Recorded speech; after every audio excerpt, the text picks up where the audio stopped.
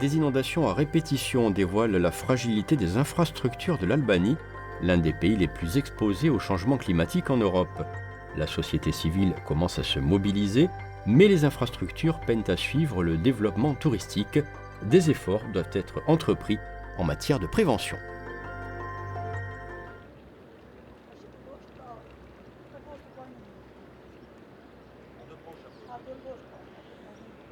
En cette fin janvier, Nick Vatnica et son épouse retrouvent à peine leur maison. C'est monté jusqu'ici. Après l'inondation du 15 janvier, où l'eau est montée en à peine une heure, ils ont été relogés par l'État dans un hôtel. Depuis leur retour, c'est le système D dans une maison déjà fragilisée par le tremblement de terre de 2019.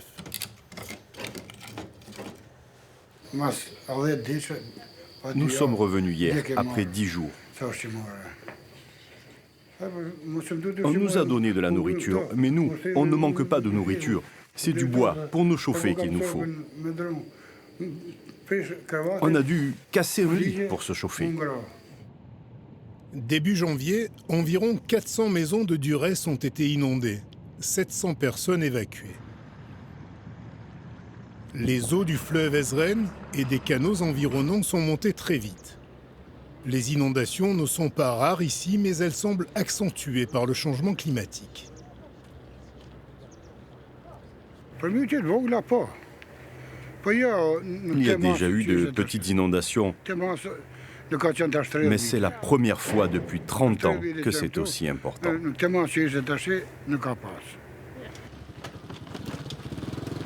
Il y a dans le secteur, selon l'urbaniste Artan Kachani, l'eau passe dans ce tuyau.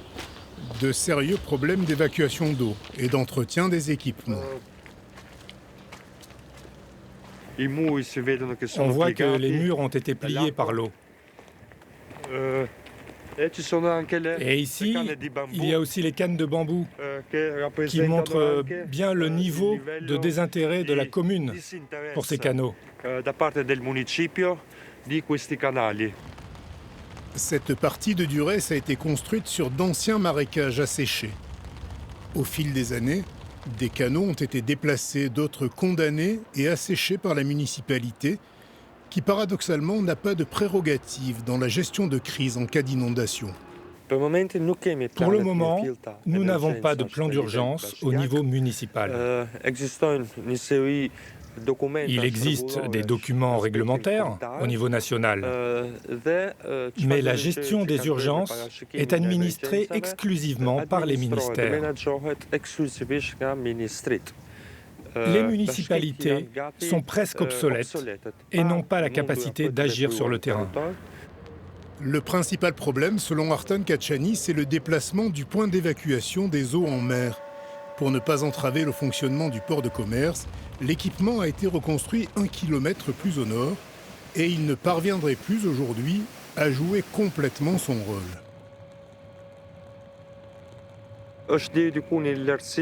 Il est situé à un niveau plus élevé que l'ancienne installation et il y a des problèmes d'écoulement naturel de l'eau.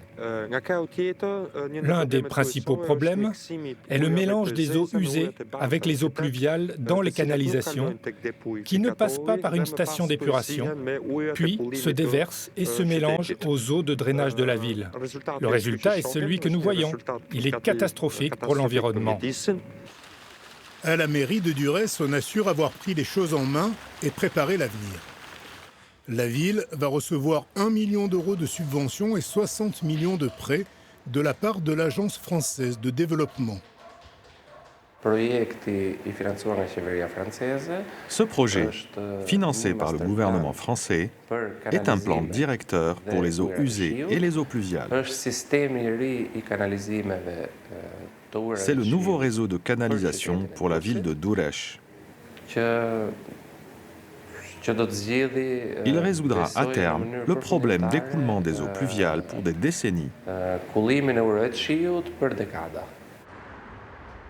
Des investissements à Durrës, il y en a déjà eu, notamment ici, place Velliera, 10 millions d'euros. La place et le tunnel n'ont pas encore été inaugurés, mais déjà inondés, plusieurs fois, comme l'explique le journaliste d'investigation Geri Emery.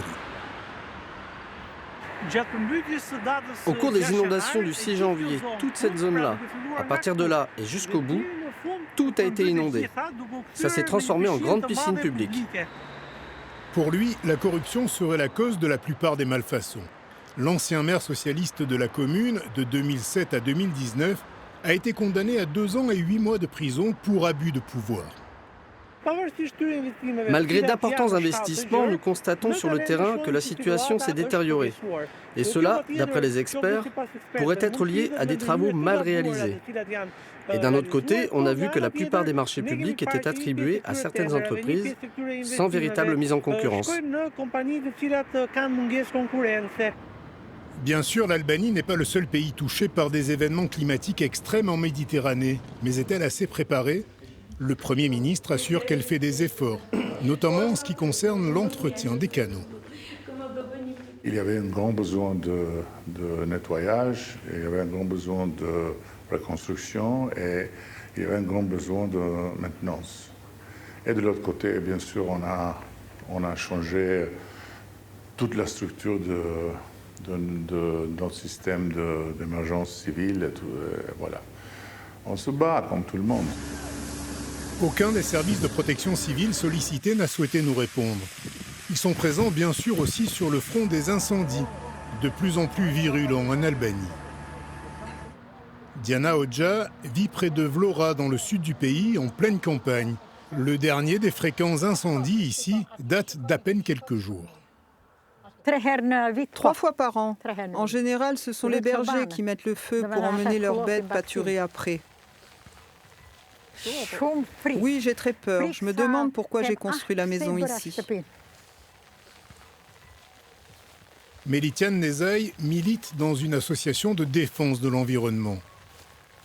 Il est plutôt satisfait de la réaction de l'État qui a récemment promulgué une loi interdisant de construire sur les surfaces incendiées.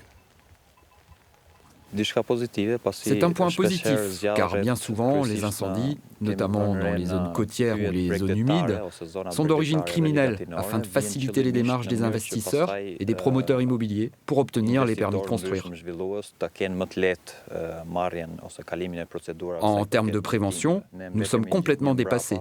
Les efforts déployés pour informer la population sur les conséquences des incendies sont insuffisants.